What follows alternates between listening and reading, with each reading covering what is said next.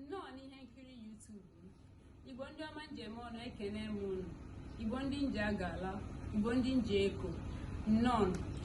Isiokwu anyị n'ụbọchị taa bụ aha dị iche iche ị nwere ike ịkpọ nwa gị maọbụ nwa gị n'ime afọ a. Sweet and interesting Igbo names you can call your child or grandchild this year. Ngwa gee ntị ka anyị bido.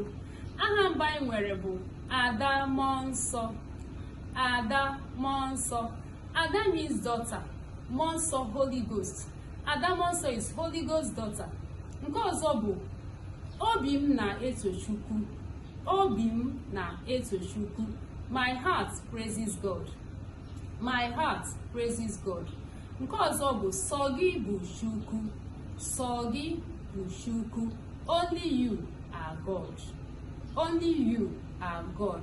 Nke ọzọ bụ Chim chọrọ m. Chim chọrọ m. My God wants me. My God wants me. Nke ọzọ bụ Chim kasị mma. Chim kasị mma. My God is the best. My God is the best. Nke ọzọ bụ dabere na Chukwu. Dabere na Chukwu. Depend on God. Depend on God. Arapụ na Chukwu. Arapụ na Chukwu.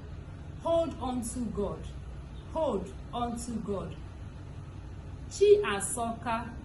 Chi Asoka. God is so sweet. God is so sweet. The next one is Chim dị ụtọ. Chim dị ụtọ. My God is so sweet. My God is so sweet. Nke ọzọ bụ Som too Chukwu.